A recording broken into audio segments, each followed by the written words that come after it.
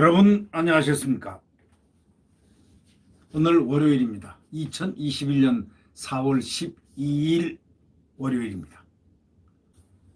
이 문희상 전 국회의장이 아주 중대한 발언을 했습니다. 문재인은 적폐청산을 1년 내 끝냈어야 한다는 바로 그런 얘기입니다. 필요한 국민이 보복으로 느끼고 있다. 바로 이게 큰 문제다. 이런 얘기를 했습니다. 역시 다 속으로는 알 건 다 안다. 이런 얘기 아니겠습니까? 적폐청산 1년 내 끝냈어야 되는데 필요한 국민들이 보복으로 느끼고 있다.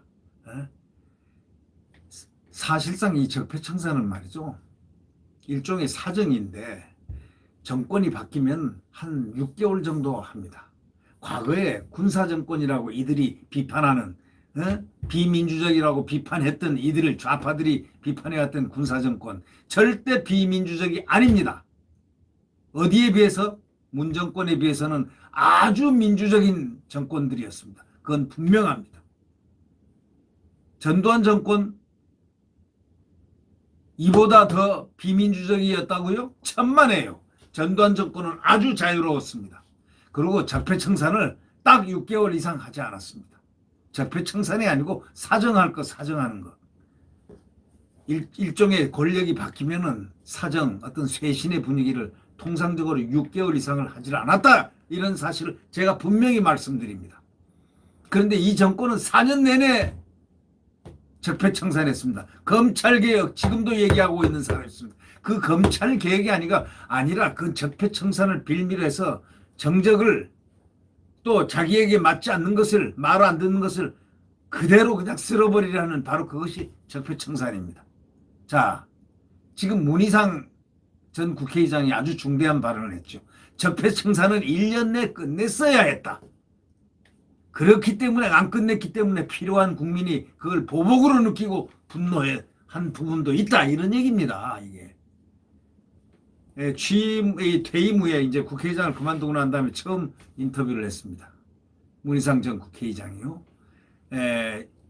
조선일보 정치부장하고 함께 인터뷰를 했는데 60분 정도를 하고 30분 지났을 때 음료수가 딱 도착해서 한 잔 쫙 하고 대통령 빼고는 권력의 모든 것을 경험해 본 사람이 바로 문희상이기 때문에 모든 권력자가 가까이 옆에 두려고 했던 사람이 바로 76세 노정객 이 문희상이라고 여기서 이 소위 그 정치부장은 정우상 정치부장은 그렇게 표현을 하고 있습니다. 76세 노정객 만 76세 노정객 문희상 커피도 인삼차도 아닌 바나나 맛 우유를 갖다가 빨았다는 겁니다. 그러면서 문재인 대통령 오만과 무능 그리고 개헌 그리고 동서고금의 정치 철학에 대해서 종횡무진 이야기를 하던 문희상 전 국회의장 그 모습을 보면서 그 내용이 얼마나 정말 리얼했는지 현실적이었는지 제가 그걸 읽으면서 깜짝 놀랐습니다. 사람들이 다 알 건 다 알았구나. 아무리 같은 대열에서 공수처도 통과시키고 문희상이가 제일 잘못한 것은 공수처법을 통과시킨 겁니다. 의사봉을 들고 화장실에까지 들어갔던 그 사람 제가 그래서 세차게 문희상을 비판을 했습니다. 엄청나게 비판을 많이 했던 사람이 바로 문희상이었습니다. 그전에는 전혀 그런 걸 못 느끼고 오히려 좋게 느꼈었는데 공수처법을 통과시키는 그 모습을 보면서 저 사람은 민주적인 사람이 아니다. 저 사람 민주주의자가 아니다. 저거는 파쇼다. 이렇게 생각을 한 적이 있었습니다. 바로 그 사람이 오늘 정우상 정치부장과 이 대화를 한 내용을 쭉 조선일보가 깔았습니다. 작년 5월에 국회의장 퇴임 시의 첫 언론 인터뷰입니다. 국퇴임 이후에 첫 언론 인터뷰. 그러니까 11개월 만에 언론 인터뷰가 있는 겁니다. 그런 인터뷰를 굉장히 사양했다고 합니다. 그 이유가 뭐냐면 별로 좋은 말이 안 나올 것 같아서. 별로 문재인 정권에 대해서 좋은 말 안 나올 것 같아서 인터뷰를 안 했다는 겁니다. 그는 민주당 그 자체인데 원래가 오리지널 민주당 당원이 바로 문희상입니다. 김대중 대통령 때 청와대 정무수석하고 노무현 대통령 때 청와대 비서실장과 당대표도 하고 문 대통령 때는 국회의장을 지냈습니다. 그러면 친노 친문이 확 깔려있는 사람 아닙니까? 비주류였던 적은 단 한 번도 없었습니다. 항상 주류. 나쁘게 말하면 권력에 삘 붙었고 좋게 말하면 그를 필요로 했던 유능한 사람이었다. 이렇게 평가할 수 있지 않겠습니까? 그러나 이제 야당과 비주류는 그래서 이분이 문희상이가 있으면은 이 소통이 잘 안 될 때는 그래도 이 문희상을 찾아서 이 소통을 좀 해달라. 이런 의사소통을 통로로 이렇게 삼은 적이 있고 또 조언도 받고 이렇게 한 것으로 이렇게 알려져 있습니다. 그만큼 어떤 면에서 폭이 넓었던 사람이라고 볼 수가 있죠. 네. 그래서 이 정우상 정치부장이 질문을 했습니다. 이 문희상 전 국회의장에게 서울 부산시장 선거 결과를 보면서 상당히 그 참담했을 것 같은데 느낌이 어땠나라고 이렇게 질문하니까 민심의 폭발, 민심의 쓰나미였지 이렇게 표현했습니다. 이럴 때는 백약이 무효다. 전략도 정책도 아무것도 필요가 없다. 밀려오는 민심의 쓰나미로 그냥 초토화되는 거야. 그냥 초토화된 거야. 이 얘기입니다. 거기에는 뭐 이의제기를 하는 건 의미가 없다. 현장을 직시하는 수밖에 없다. 이거는 노련한 노정객이 그 간단한 지금 말이지만 아주 중요한 말을 한 겁니다. 전부 다 설명을 한 겁니다. 민심의 폭발, 민심의 쓰나미, 백약이 무효, 전략도 정책도 아무것도 필요 없어. 밀려오는 민심 쓰나미로 그냥 초토화되는 거야. 거기에 이의제기를 다는 건 의미가 없어. 현장을 직시해라. 바로 이 얘기 얼마나 무섭습니까? 그래서 이 정치부장이 오만이다, 무능이다, 부동산 때문이다 여러 진단이 나오고 있습니다. 어떻게 생각합니까? 라고 이렇게 질문을 던지니까 이렇게 답을 하는 겁니다. 한마디로 신뢰를 잃은 거야. 무신분립. 신뢰를 믿음이 없으면 분립 설 수가 없다는 그런 얘기. 무신분립을 딱 네 글자 사자성어를 딱 뒀습니다. 신뢰를 잃으면 무슨 말을 해도 믿지 않는다. 내곡덩이다 뭐다 저놈이 나쁜 놈이다 아무리 말해도 그게 진실이라 할지언정 말 안 듣는다 안 믿는다는 게 너희 말은 못 믿겠다는 거지. 실제로 내곡동 그다음에 그거 참 기가 막히죠. 어떻게 그런 걸 만들어내죠? 네? 생태탕을 만들어내고 그리고 어떻게 해서 페라가모 신발을 만들어내고 어떻게 흰 바지를 만들어내고 16년 전의 일을 갖다가 어떻게 그 아녀자라고 할 수 있는 소위 여성분이 그 나이 드신 분이 그 안에 들어가서 저 뭡니까 그 주방 안에서 일했다고 하면서 어떻게 그 페라가모를 보고 이 하얀 바지를 보고 또 어떻게 해서 그런 말을 그런 걸 기억을 하고 있을까요? 그러니까 국민이 하도 기가 많이 차니까 귀를 꽉 막아버린 겁니다. 아무리 말해도 안 들어와요. 그 정치공학적인 소위 선동술로 막 하니까 그걸 누가 믿을 사람이 있겠습니까? 그게 설령 진실했대도 안 믿는데 생각해 보십시오. 16년 전의 일을 그걸 믿으라. 페라가모 구두는 저는 아직까지도 모릅니다. 그걸 뭘 페라가모 구두라고 하는지. 근데 어떻게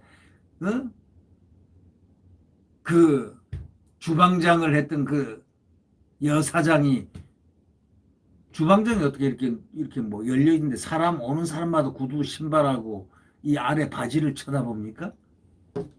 그것도 1, 2년 전 같으면 또 모르겠지만 10여 년 된 사람의 그 구두를 기억하고 또 구두 종류까지 기억하고 그런 정권, 이런 정권에서 그런 말을 하는 김어준의 말, 김어준의 상식, 그것을 졸졸졸졸 따라가는 그 선거 전략. 이게 뭡니까, 이게?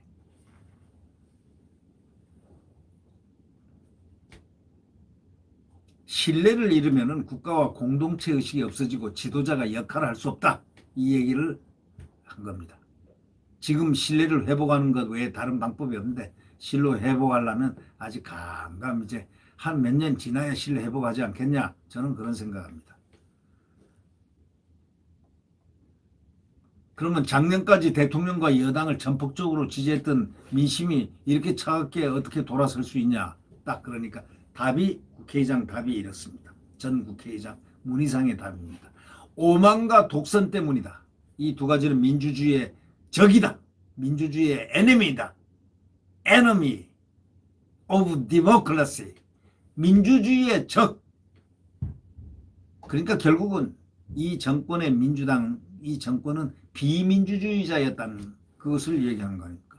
오만과 독선 때문이라니까 이 두 가지가 민주주의 적인데 이것 때문에 망했다는 거니까 결국은 오만과 독선을 했던 것은 비민주주의, 민주주의가 아니었다. 민주주의를 훼손했다. 이런 얘기 아니겠습니까? 그러니까 윤석열 총장이 나옴 퇴임하면서 자유민주주의가 훼손되고 법치가 훼손됐다는 말이 한 게 그게 딱 맞는 거예요. 오만과 독선 그 두 가지는 민주주의의 적인데 바로 그것이었다라고 지금 전 국회의장 바로 공수처법을 무리하게 통과시켰던 문희상이가 하는 얘기입니다.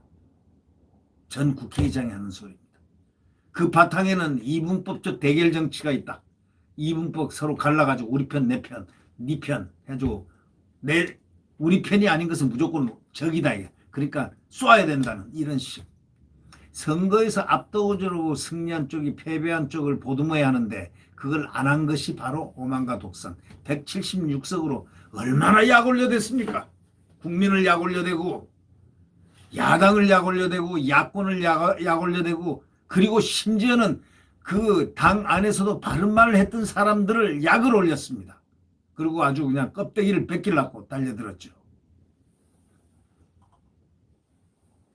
민주당을 떠나 금태섭 전 이야기를 갖다 꺼냈습니다. 저도 가끔 꺼내는데요. 바른 말을 하는 사람을 내쫓은 거야 이렇게 얘기했습니다. 당이 큰 실수를 한 거다. 그렇다고 당을 버리고 나가는 것에 대해서는 난 비판적이야. 비판적이지만 그렇게 당에서 쫓아낸 거는 큰 실수했다. 이런 얘기를 합니다. 민주당은 친문 일색이고 국회 상임위도 독식했다. 소수파와 야당이 설 자리가 없었다. 어떻게 생각하느냐? 라는 질문에 민주정당은 반대 목소리를 포용해야 해. 그리고 야당의 목소리를 들어야 하고 그건 대통령도 마찬가지야. 다른 목소리를 듣되 국가적 일에는 화합하는 것이 협치 아니냐. 그런데 지금은 경쟁하는 라이벌은 없고 타도해야 할 적밖에 없다. 그 적이 바로 문재인 아니면 문재인을 지지 안 하면 다 적이다 이런 얘기죠. 정권 잡으면 나머지를 몰살하고 적폐청산을 한다고 보복하고 당한 사람들은 다음을 그래 복수하마 하고 다시 권력을 쟁취하려고 하고 이렇게 악순환인데 세상에 이런 정권은 처음 봤다 이런 얘기 아니겠습니까? 적폐청산이 너무 길었다 하는 그 얘기는 바로 그 얘기 아닙니까? 아니 그리고 이 사정이라는 이름으로 이 소위 적폐청산이 다름 아닌 적폐청산이 사정입니다. 사정을 갖다가 각 부처마다 각 도시마다 그냥 지자체마다 무슨 적폐청산위원회를 만들어가지고 무슨 인민위원회도 아니고 이런 것을 만들어가지고 이렇게 4, 5년 동안 이렇게 난도질하는 데가 세상에 어느 정권이 그런 적이 있습니까? 군사정권 때는요 전혀 그런 거 6개월이면 딱 끝났어요. 몇 명 그냥 딱 조사할 사람 조사하고 한번 바람을 싹 한 불고 6개월 딱 지나면 끝. 그리고 정권에 해야 할 국가 나라를 지키기 위해서 애를 쓰고 그 당시 국방장관들 한번 보십시오. 각군 총장들 보십시오. 얼마나 애국심에 충실돼 있었습니까? 지금 장관들 한번 보세요. 자, 정경두, 그 다음에 그 송영무, 지금 서욱 한번 보십시오. 과거에 국방장관들하고의 비교를 한번 해보라고요.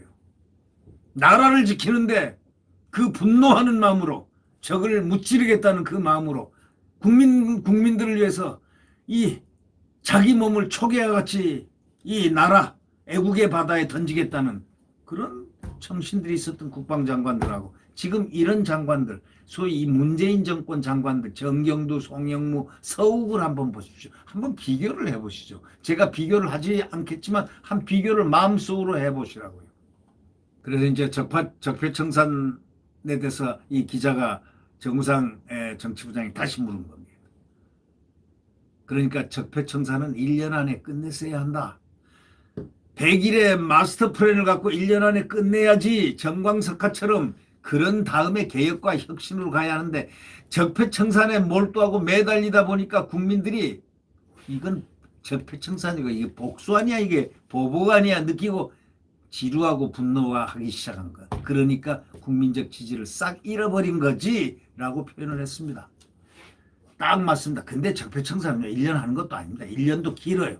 국민들을 그렇게 1년 동안 긴장을 하게 하면 안 됩니다. 6개월 이상 넘어가면 그 실패 정권입니다. 이거는 4년 내내 적폐청산. 이 개혁이라는 이름이 뭔지 아십니까? 제가 항상 방송할 때마다 검찰 개혁하는데 나는 검찰 개혁이라는 말을 지금도 이해를 못하겠다고 제 항상 그런 얘기를 자주 했습니다. 아마 저의 방송을 듣는 분은 그렇게 생각했을 겁니다. 저분은 어떻게 검찰 개혁이라는 말도 모르지? 예, 저는 몰랐습니다. 검찰에 무엇을 개혁할 것인가 이걸 몰랐습니다. 근데 알고 보니까 이게 적폐청산이었어요. 복수하는 거예요. 자기 말을 안 듣는 사람들 다 끄집어내고 자기 말 잘 듣는 사람으로 치환시키기 위한 복수, 끝없는 복수. 그래서 쫓아내고 없애려고 검찰 수사권도 뺏고 다 이런 짓을 하려고 시도한 거 아닙니까? 그리고 많이 했지 않습니까? 다 뺏어가지고 다 넘겼지 않습니까? 그것도 모자라 6대 범죄에 대해서 그것만은 할 수 있는 수사권을 남겨놓고 그것도 또 뺏어버린 거 아닙니까? 뺏으려고 한 거 아닙니까? 중수청인가 뭔가 나발청인가 만들어가지고 말이죠. 에? 이런 정권이 세상에 어디에 있습니까? 에? 그래서 이제 이 기자가 또 질문을 한 겁니다. 그걸 알면서도 최근까지 검찰 개혁이다, 윤석열이다, 추미애다 하지 않았습니까? 이렇게 질문하니까 그게 바로 실력의 문제다. 그래서 무능하다는 말을 듣게 되는 거야. 무능 정권이란 말을 문희상 씨가 했습니다. 결론 또 문희상 정권이 한 말은 적폐청산 정권, 무능 정권 다 나왔습니다. 그러면 문 대통령은 통합을 말하면서 분열을 이야기했지 않느냐? 어떻게 생각하느냐 하니까 이번 선거는 그 모든 것에 대한 심판이었다. 그 모든 것에 대한 심판. 모든 걸 다 정치화해서 싸운 거야. 더불어 사는 상생이 아니라 서로를 죽이는 공멸의 정치에 몰두했고 거기에서 우리도 책임이 있지만 야당도 언론도 책임이 있어. 시시비비를 가려야지 어느 편을 들려고 한 거야.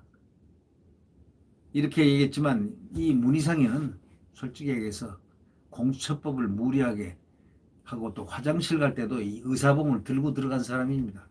이 사람도 막판에 가서 완전히 스타일 구겼어요. 참 처음엔 잘했는데 막판에 가가지고 그 공수처법 그때부터 이 사람 해또가 돌아간 것 같아요. 보니까 뭔가 판단이성이 작동이 안 됐던 거 아닌가 저는 그렇게 생각하고 방송도 그렇게 했습니다. 네. 이 청와대, 국회, 행정부 모든 것을 가졌고 모든 것을 인이 마음대로 민주당 마음대로 하지 않았냐 하고 기자가 질문을 하니까 국민들이 불신이 커진 이유는 오만함과 소위 비효율성, 무능 때문이야. 국가 경영에서 능력을 보여주지 못했지 라고 말을 했습니다. 다시 말하자면 무능이란 말 대신에 비효율성이란 말을 쓰다가 결국에는 무능이라고 말로 되돌아왔다는 겁니다. 조심스러워서 비효율성이라고 그러다가 비효율성이 무능 아닙니까? 말을 쓰다가 결국은 나중에 무능이란 말로 돌아서 무능했습니다. 대통령이 그러면 순서를 좀 하시지 그랬습니까? 하고 이 정치부장이 물으니까 대통령 덕을 본 사람이 대통령을 비판한다? 그건 도리가 아니지. 만나면 별로 좋은 말도 안 나올 것 같고 뭐 등등 해서 안 봤다 이런 얘기입니다. 쓴소리 안 했다는 얘기입니다. 문 의장은 2018년 12월 청와대에서 문 대통령에게 혼밥하십니까? 하고 이렇게 물었고 대통령은 웃으면서 답을 피했는데 문희장의 그 뒤로 이제 친문들의 댓글 폭탄이 이어졌는데, 그리고 친문들한테 욕 잔뜩 먹고 나니까 그다음부터는 소식이 없더라, 이런 얘기입니다. 국회의장 퇴임 이후에 문 대통령을 만났나 그러니까 혼밥 발언 때문인지 그 이후로는 한 번도 안 부르더라. 내가 혼밥 하슈? 라고 물은 건 다양한 사람들을 자주 만나라는 취지였는데, 아직도 혼밥 하슈? 라고 물었는데, 대통령에게는 식사 한 번이지만 대통령과 식사한 사람들에게 평생 못 잊는 추억인데, 한 시간이나 되면 되는 건데 그런 자리를 자주 하시라는 건데 띵 이렇게 얘기해. 한 건데 띵. 그게 무슨 말인지 모르겠네. 자주 하시라는 건데 그걸 안 했다, 이런 얘기죠. 임기 1년 남았는데 그럼 이제라도 소통이 가능합니까?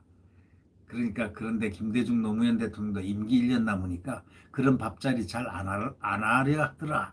의욕이 없을 때는 사람 만나는 것도 재미가 없거든. 바로 이런 얘기를 했습니다. 성공한 대통령, 실패한 대통령을 다 보지 않았나? 문 대통령이 임기 1년을 어떻게 보내야 하나? 이렇게 질문했습니다. 의외의 답이 나왔습니다. 사실 성공한 대통령은 단 한 명도 없었다. 한 명도 없었다는 사실을 얘기했습니다. 이게 상당히 중요한 얘기죠. 자기가 모신 대통령은 분명히 김대중, 노무현, 문재인 세 사람입니다. 사실 성공한 대통령은 단 한 명도 없었다, 이렇게 결론을 냈습니다. 김대중, 노무현 현 대통령도 마찬가지다. 성공 못했다. 성찰과 혁신은 기본이다. 그러나 무리하거나 쇼나 이벤트를 하려고 해서는 안 된다. 그러니까 결국 이 사람들은 전부 다 무리하거나 쇼라든가 이벤트 하려고 달려들었다는 이런 얘기가 안 되겠습니까? 성찰과 혁신은 기본인데 그것도 안 했다는 얘기죠. 그러니까 결국 국민 신뢰를 회복하려면 민생의 문제에서 차곡차곡 점수를 따야 하는데 그렇지를 못했다는 얘기를 지금 실토하고, 놀라운 말을 실토한 겁니다.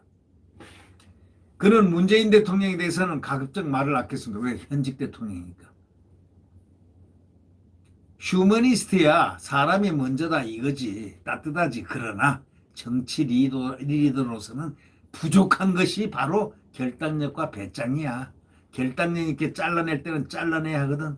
예를 들어 추미애, 그 윤석열 사태 있을 때 추미애, 또 조국 임명, 대통령 심정은 이해하지만 잘못한 거야. 위기에 처할 때는 과감하게 결단력을 보여줘야 하는데 그걸 전혀 못 보여줬어, 이런 얘기입니다. 문 대통령에 대한 쓴소리를 힘들어하는 것 같아서 화제를 민주당으로 한번 싹 옮겼는데, 이 정우상 그 정치부장이 말이죠. 그러면 도종환 비대위가 들어섰는데 또 친문입니다. 새 지도부에 친문들이 줄 서 있는데 장관도 친문 일생인데 이거 어떻게 생각합니까? 라고 질문했더니 딱 대답이 위험신호다. 특정 계파가 독점하면 절대 안 돼. 그건 망하는 정당이지. 민주정당이 아니야. 소수든 한 사람이든 작은 목소리를 들어야 해. 민주주의는 다양성의 생명이야. 잡탕당이라는 말을 들어도 민주적 절차만 지키면 돼. 그런 걸 못해서 심판받는 것 아니냐. 한 계파가 당의 의사결정을 독점하고 당직 운영, 공천권 다 독점하려고 하면 그게 오만의 극치 아니냐. 그런 사람들이 설치는 게 바로 오만이야. 자기들끼리 멋대로 해먹겠다는 건데 그건 안 되지.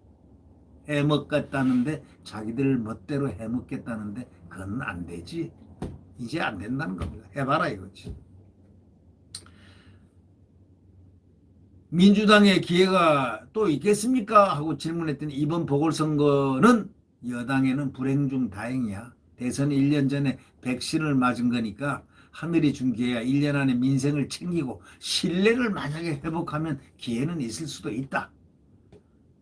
자위를 한 겁니다. 제가 볼 땐 자위죠. 택도 없습니다. 이 사람들이 어떻게 신뢰를 회복합니까? 민생을 어떻게 챙깁니까? 지금 이 부동산 이 투기로 인해서 지금 빈부격차가 심하고 온갖 국민들이 지금 분노했는데 그걸 어떻게 잠재웁니까? 그걸 갖다가 잠재운다는 게 무슨 뭐 도사도 아니고 무슨 요술방맹이를 가진 것도 아니고 불가능하다 이거죠. 저는 그렇게 보고 있는데 이분은 그래도 희망이 있다고, 민생을 잘 챙기고 신뢰를 회복을 한다면 기회는 오지 않겠냐 하는 그런 뜻인데 신뢰를 어떻게 회복합니까? 이 정권이 신뢰를 줄 수 있을 것 같습니까? 이해찬 대표처럼 김어준 방송 한번 나가보지 그랬습니까? 하고 이제 슬쩍 기자가 쪼크를 냈습니다. 이해찬 대표처럼 김어준 방송 한번 나가보지 그랬습니까? 하니까 안 나가. 딱 잘랐습니다. 안 나가. 그래도 국회의장으로서 기가 있습니다. 민주당이 성찰과 혁신을 잘할 것으로 봅니까? 하니까 집단지성에 의해 저절로 바뀔 거라고 봐.